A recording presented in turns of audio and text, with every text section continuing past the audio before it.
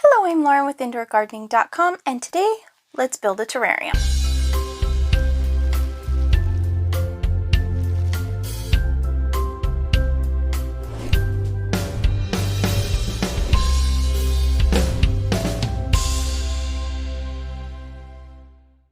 Terrariums are actually quite useful and not just aesthetically pleasing.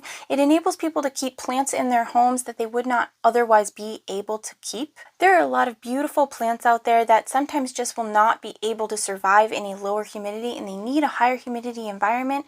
In order to provide that high humidity environment, people would have to get some type of a greenhouse or a greenhouse cabinet, but if they are on the smaller side, you can get away with just a terrarium. They are also an art piece, and they add a little bit of decoration to someone's home, and they make an area more aesthetically pleasing. It also helps to keep children and pets out of plants if you have that issue as well.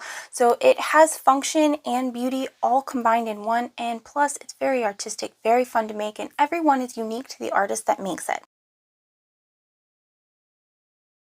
A terrarium is some type of glass enclosure. It can be made out of plastic as well, but it's usually some type of clear enclosure that will hold multiple layers of substrate in order to mimic terrestrial environments. It doesn't have to be some big complicated jar that's sealed for 1,000 years or anything like that. It is just some type of container with more than one layer in there, and then you can add in plants or moss or whatever you want to make it yours. The supplies you will need today is some type of vessel in order to build the terrarium in. It can be open or closed, does not matter. Any tools that you feel you may need, you might need some type of tweezers if you have a smaller one. They can be long-handled tweezers. You can also get some type of shovel if you feel like your hand won't fit there. There are skinny shovels that will fit in there as well. Today, our vessel is big enough to put our hands in, so we are good with that. You will need something for a drainage layer, so you will need some type of rocks or leca. You will also need some type of charcoal or activated carbon. You will need mesh or long fibered sphagnum moss, some soil mix. For us today, we are going to be using 50% potting media and 50% perlite. You want it to be well draining. You don't want it to hold on to a lot of moisture because the humidity is going to be very, very high in this terrarium. And you also want to tailor it to whatever plants you are putting in your terrarium, so that way they don't rot and have too much moisture in an area with a high humidity. This will also prevent mold and rot. Step one, you want to take some rubbing alcohol and just kind of wipe out the entire inside of your vessel, so that way it is sanitized and there will be no bacteria, mold, mildew, little fungi spores. You have no idea what fell on this while it was just sitting wherever you got it from. So you want to make sure that that is not going to continue to grow in there and potentially harm your plants and ruin this mini ecosystem that you're making. Next, you want to pour in your drainage layers. If your vessel is really small, you may need some type of funnel, or you can make a paper funnel, but ours, we just need to be able to pour it in today. The drainage layer is where the excess water is going to sit, and then it will evaporate and go back up. It's very important that you not overwater your terrarium. If you end up having the entire terrarium flooded with water, the water goes out beyond the drainage layer, then your plants are more likely to rot. There's more likely to be mold and mildew.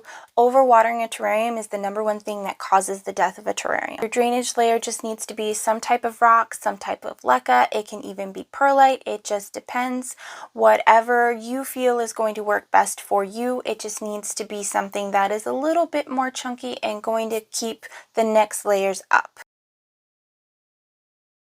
Step 3 is the charcoal layer, and then if you were to put any type of beneficial bugs like springtails, they would actually survive on this charcoal layer as well. So it's a very, very important layer. It just helps keep things flowing evenly and helps kind of filter out the soil and keep the soil out of the drainage layer. Because if anything gets in the drainage layer, it's going to clog it up and it will not be a drainage layer any longer. It will just be a fully saturated layer and can cause a lot of problems. Step 4 is a mesh layer. You go and you cut the mesh just a little bit tiny bigger than the terrarium base, and that way it will kind of overlap the edges just slightly, or you can tuck them down, whichever you prefer. You just want to make sure that whatever you're putting on top of this mesh layer is not going to be going down. If you don't have a mesh or can't get a mesh, you can also use sphagnum moss. It is a great substitute for this, especially the long fibered moss. You just want to make sure that it is slightly damp. You soak it beforehand, wring it out really, really well so almost no water is coming out of it, and then you layer it into your terrarium and make an entire barrier out of it, and you want to mush it down really, really hard so that way nothing else is going to get through it. This is not going to last as long term as a mesh would have, because a mesh is made out of synthetic product while sphagnum moss will break down. So just keep that in mind while you're building that and when you're choosing which substrate to use for this layer. It is a very, very crucial layer, and not having it can mess up the entire ecosystem of the terrarium, depending on how moisture retentive you need your terrarium to be.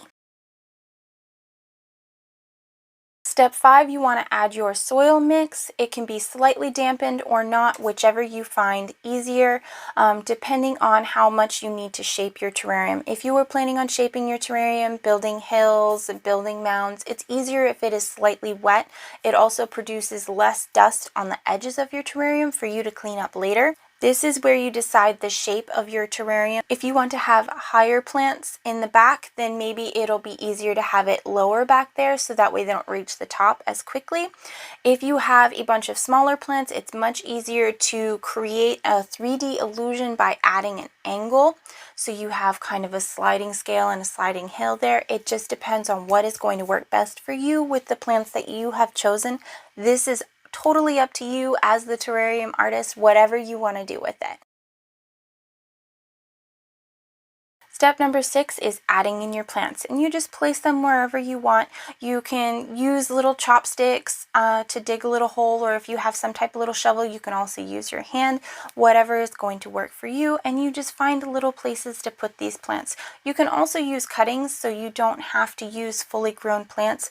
A lot of cuttings propagate in a high humidity environment. We will also have a whole prop box video out for you as well talking about this, but you can just propagate your plants in a terrarium environment as well, and you don't have to have fully grown plants in order to plant into your terrarium. Sometimes plants even do better when it's just a cutting, depending.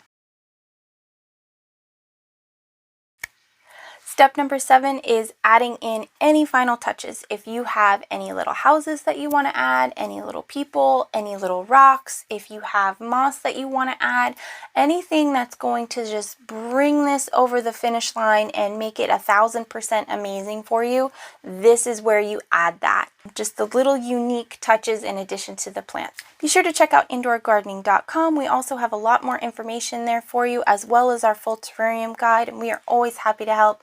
Thank you so much for watching, and we'll see you in the next one. Bye!